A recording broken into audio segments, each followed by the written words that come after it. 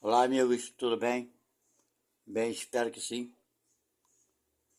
Estamos de volta aqui para falarmos um pouco mais sobre as coisas da vida, né?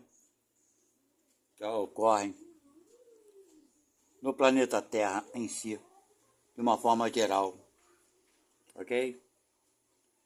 O nosso tema de hoje vai ser por que o mal? Vamos entender por que as coisas desagradáveis, né, têm mais valor, mais importância e por que, né, ela cresce de uma forma descontrolada. Bem, segundo a doutrina espírita, para aqueles que estão chegando aqui pela primeira vez, saiba que eu sou espírita, kardecista, então eu tento encontrar respostas dentro de uma determinada lógica, e a única religião que me dá a lógica e raciocínio, pelo menos para mim, uma coisa racional, é a doutrina espírita, ok? Bem, mas vamos ao que interessa. Os espíritos dizem, nas obras de Kardec, coisa e tal, que há a necessidade do mal para que possamos dar valor ao bem. Isso é uma visão, né, de alguns espíritos. Bem, gente, eu acho que, embora o mal exista, ainda em abundância no nosso planeta Terra, né, nós vemos o mal por toda parte, infelizmente, mas por que ele é tão grande e tem tanta força, por assim dizer? Porque nós mesmos damos esse valor excessivo a ele. Eu, na minha concepção, eu não acredito no mal. Eu acho que o mal é o maior bem que temos, porque o mal é uma dificuldade. Quando ela é muito grande, a gente vê isso como um mal, não é verdade? Um problema, um transtorno. Mas é através desse grande problema, desse grande transtorno, que nós, seja como for, lutamos para sair dele, para evitá-lo. Isso nos promove um crescimento, para sabermos lidarmos com determinadas coisas, ok? Então, ele na verdade nos impulsiona para sermos melhores. Mas seja como for, nós estamos demorando muito dentro desse processo, que poderia ser mais curto, se nós não dessemos tanto valor, né, a essas coisas desagradáveis. Nós preferimos, eu lembro quando eu era mais jovem, quando existiam os jornais, né, quando não existia internet, nós íamos para as bancas de jornais, assistir as notícias, que os jornalistas colocavam aqueles jornais pendurados, né, por volta da banca, aberto em páginas, onde estavam as notícias mais desastrosas, assassinatos, crimes, coisas desse tipo.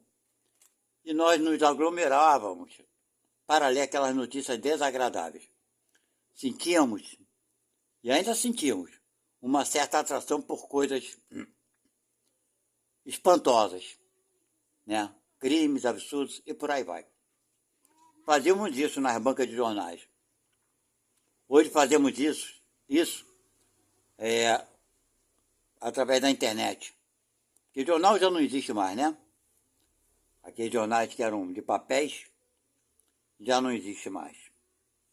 As bancas de jornais hoje vendem água, vendem chocolate, bala, chiclete, poucas revistas, porque as pessoas têm acesso a muitas informações através da internet, coisa que não tínhamos na minha época, pelo menos quando eu era adolescente. Mas nós propagamos, vamos botar sempre entre parênteses, esse mal, entre parênteses. Por quê? Teve deve ter uns 2 meses atrás, uma pessoa conhecida minha falou para mim que tinha assistido um vídeo, não sei qual foi o aplicativo, onde uma pessoa famosa tinha feito um depoimento sobre determinado fato e que ia contra a moral do Cristo, né? E essa pessoa assistiu o vídeo todo e ficou chocada. E passou para mim esse vídeo. E passou que eu replicasse para outras pessoas para tomarem conhecimento dessa atitude negativa, né, dessa pessoa que postou esse vídeo. Eu falei para ela, falei para essa pessoa, falei, olha, eu não vou fazer isso não vou replicar, porque eu penso diferente. Porque se eu replicar isso, não vai ajudar em nada, ainda estou aumentando a divulgação desse erro. Então eu não vou fazer isso não. Essa pessoa me respondeu da seguinte forma. Falou para mim assim, eu não tinha pensado sobre isso, você está certo. Eu não deveria ter te enviado e não vou enviar para mais ninguém esse vídeo. Aí eu falei para ela, porque se nós fizermos isso, estamos ampliando esse mal. Quantas pessoas irão receber aquela notícia, vão ter pensamento negativo, vão baixar seu padrão, enfim, não vão saber lidar com aquela informação, não é verdade? E nós, divulgando essas coisas, estaremos contribuindo para o crescimento dessa informação negativa. Eu penso assim, ok? Então nós ampliamos esse mal. Agora, poucos são aqueles que replicam uma boa atitude de alguém. Vocês já pararam para observar isso? Poucos. Eu, pelo menos, nunca ninguém me ligou ou quis mostrar um vídeo de alguém praticando a caridade, de alguém ajudando alguém, etc e tal. Quando nós vemos atualmente alguns postagens na internet, pessoas ajudando outras na rua, a gente vê que tem um interesse ali por trás daquilo ali. Na maioria das vezes. Tem alguns inicialmente, quando esses youtubers, que se nomeiam assim, né, eram novatos, eu me emocionava, realmente. Eu vi ali que estavam ajudando pessoas. Mas, devido a, como eu poderia dizer assim, a repetição contínua desses YouTube, fazendo isso constantemente com diversas pessoas, já vi que o interesse deles é outro. É de ganhar, de alguma forma, dinheiro com isso. Bem, enfim. Mas nós somos assim mesmo. De uma coisa boa, nós conseguimos, infelizmente, transformar para uma coisa não tão boa assim. E quem vai sofrer com isso, a gente não tem nem uma noção exata de dizer. Não é verdade? Quem vai sofrer porque, na minha visão, o sofrimento não existe. Existe consequência daquilo que fazemos. E eu sou contra também, quando o Espiritismo fala muito de maldade. Eu acho que a doutrina espírita, ela nasceu para nos falar de bondade, né? Mas nós ainda não entendemos isso. Eu acho que dentro mesmo de algumas coisas que os Espíritos nos trazem, está aí o Evangelho, né, segundo o Espiritismo, que vocês estão vendo na nossa frente aqui, tem muitas informações que os Espíritos nos trouxeram, que tem um duplo sentido, por assim dizer, porque eles apresentam um Deus bom e por hora apresentam um Deus que vai castigar se a gente fizer isso ou aquilo. Bem, gente, toda atitude, toda boa ação gera, querendo ou não, né, uma ação. Toda boa ação, né, gera uma ação, uma reação boa, não é verdade? E toda ação má, nem todas elas geram uma má reação. Será que a gente consegue entender isso? É muito simples, gente. Porque Jesus nos apresentou um pai piedoso. Não um pai que condena alguém, que julga alguém. Muito pelo contrário. Quando Jesus nos solicitou o quê? perdoássemos 70 vezes 7, e até mesmo nossos inimigos, ele nos dá a ideia de que Deus é muito melhor do que a gente. Eu estou enganado. Se nós temos essa obrigação, imagina qual seria o comportamento de Deus para com nossos erros. Então o Espiritismo fala muito da ação e reação. O que você plantou vai colher. Isso é a lei de Talião. Olho por olho, dente por dente, não é isso? Ou estou enganado? Eu fico às vezes assim pensando. Quantas pessoas que trabalham no meio espírita e ainda tem essa ideia arcaica daquilo que se plantou vai escolher. Eles falam veladamente, querendo tornar menor essa intenção de dar um peso maior ao pecado, quando ele fala assim, ninguém é obrigado a plantar, mas se plantou vai colher. Ou seja, nós somos uns seres imperfeitos obrigados a fazer a coisa perfeita. Como um ser imperfeito pode fazer uma coisa perfeita? Me expliquem. Então Deus vai exigir da gente, estúpidos que somos ainda, a perfeição? Então muitos espíritas não entenderam isso. E querem, infelizmente, passar para os seus seguidores, aqueles que frequentam a doutrina, né, assiduamente ou esporadicamente, a ideia de que se você fez merda, tu tá ferrado. Tu vai recolher. Ora, peraí, então você é perfeito ou não é perfeito? Então a informação que nos trouxeram que nós somos espíritos imperfeitos a caminho da evolução é mentira? Então nós nascemos perfeitos e escolhemos fazer a cagada? É disso que falamos? Esse é o perdão de Deus que não existe? Sim, porque se eu plantei uma coisa errada, eu vou colher. Isso é justiça, é vingança. Ou estou enganado? Aí eu estou vendo o mal sendo plantado pelos próprios espíritas, o mal que até nem existe, na minha concepção. Estamos aqui para aprendermos a nos melhorarmos. Não tem como eu, você, nos melhorarmos sem cometer erros, minha gente. Pelo amor de Deus. Pelo amor de Deus. Jesus nos apresentou um Deus bom. Jesus nos disse que Deus está dentro da gente. Jesus nos disse que tenhamos fé. Jesus nos disse que uma caridade apaga uma multidão de pecados. Será que tem algum espírito ouvindo essa frase? Uma caridade apaga uma multidão de pecados? Alô, espíritas, pelo amor de Deus, eu sou espírita. Mas quantos espíritas ainda continuam cegos? Então Jesus mentiu ou então Jesus não falou isso? Então Deus se vinga assim? E nós estamos lascados por sermos ainda idiotas e imperfeitos. E somos seres a caminho da evolução, sem o direito de errar. Meu Deus do céu. Quanta cobrança, quanta maldade. Por que isso? Porque nós fazemos isso. Eu faço isso com o meu vizinho. Eu olho para o meu irmão, sou incapaz de ver as coisas boas que ele faz e as tentativas internas para deixar de fazer as coisas erradas. Mas eu vejo quando ele joga uma pedra no carro, eu vejo quando ele atira, né, um objeto contra alguém, querendo ferir. Eu vejo ele quando ele fala mal de alguém. Eu vejo ele quando ele faz as coisas erradas. Mas eu não quero vê-lo fazendo as coisas boas. Por quê? Porque a sociedade, as religiões, nos ensinam a sermos assim. Falam, nos amedrontam sobre erros e pecados, dando valor ao mal, um valor que ele não tem. Realmente não tem. Um peso que ele não tem, uma força que o mal, a palavra certa, é uma força que o mal, na verdade, não tem. Nós damos força a uma coisa abstrata, que deveria não ter força alguma.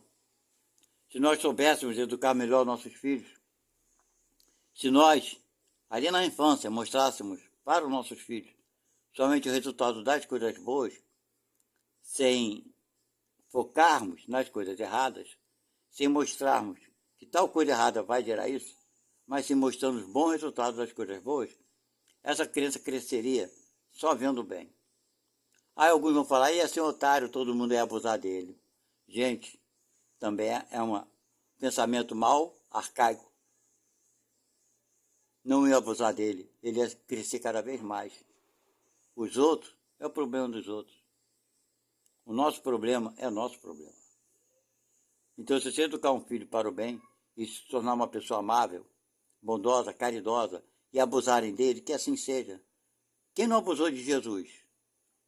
Estamos reprovando Jesus Cristo por ter vivido do jeito que viveu e ter sido assassinado porque foi bom? Então teu filho é para se assemelhar a Jesus ou não? Pois bem, Jesus foi a excelência da bondade. Ele não apontou o dedo para ninguém, muito pelo contrário. Ele nem mesmo se defendeu. E viveu uma vida curta, é bem verdade. Eu estou hoje com 69, vivi 2 vidas de Jesus. Né? 2 vidas de Jesus não. Duas vidas, né? Como se Jesus pudesse viver 2 vezes, 66 anos. Estou mais tempo na Terra do que Jesus passou aqui na sua passagem, por assim dizer. E o que eu aprendi desta vida? Bem, gente, aprendi muita coisa. Mas uma das coisas mais importantes que eu acho que aprendi, demorei muito para aprender isso, é não julgar ninguém. Não condenar a ninguém. Sabe por quê? Porque tanto quanto eu, os outros, todos nós estamos aprendendo. E é impossível não errarmos. E errar não é ser mal, mas sim ser ignorante. Então, se a gente divulga os erros alheios, nós estamos aumentando essa ideia do poder do mal, coisa que ele não tem. Vocês entenderam? Então, gente, vamos tentar, quem é mais jovem, quem está começando na vida, agora constituir uma família, mostre para seus filhos ou para seus amigos os resultados da coisa boa. Não divulguem as coisas desagradáveis. Finja que elas não existem. Para que você vai querer saber de notícias de alguém que está lá do outro lado do mundo fazendo as besteiradas dele? A gente sabe que isso existe ou não sabemos. Já não nos basta saber?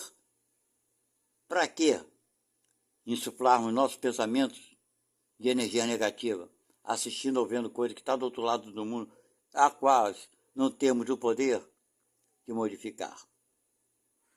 Podemos orar, pedir a Deus que dê força para todos esses seres que estão passando por provações, por dificuldades.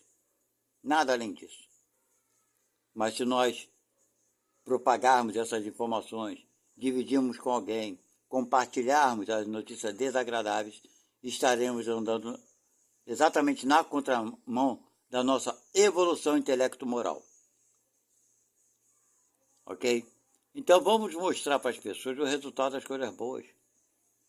Quando alguém vier te contar alguma notícia desagradável sobre alguém ou sobre qualquer fato, saia furtivamente da conversa, modifique a ideia, o rumo da conversa. Ok? Porque assim nós estaremos, aos poucos, aumentando em nós e externamente também o bem, indo mais rapidamente na direção do bem maior, que é o nosso Criador. Ok? Então é isso que eu tinha que falar, que eu queria falar com vocês sobre o mal. Por que o mal? Espero que tenha conseguido, de alguma forma, fazer com que vocês pensem um pouco mais sobre o que é o mal e sobre o que é o bem e os resultados das coisas. E como Deus vê tudo isso aí. Uma vez me perguntaram, como é que você pode provar a existência de Deus? E eu respondi para essa pessoa, como você prova a tua existência? Quem te fez? Quem fez o mundo? Quem fez o universo? Eu não sei. Eu falei, pois é, esse não sei substitui essa frase de 2 palavras, de 3, né? Eu não sei. Substitui essa frase por uma só, Deus. Da mesma forma que você não sabe, esse não sabe é Deus, que você não sabe quem ele é. Então esse não sabe foi o que criou. E esse não sabe é o que denominamos Deus, porque foi esse não sabe que criou tudo que sabemos, que conhecemos e o que somos. É um princípio de tudo. Esse é o Deus que que você não sabe, e que eu também não sei. Mas sabemos que foi ele que criou, porque se ele tivesse criado, você nem eu estaremos aqui conversando agora. Ok, gente? Fiquem na paz de Deus, que Deus nos abençoe, nos ajude, principalmente para tornar esse planeta mais confortável, com mais amor e mais paz, atualmente e para aqueles que chegarão depois. Abraço, tchau.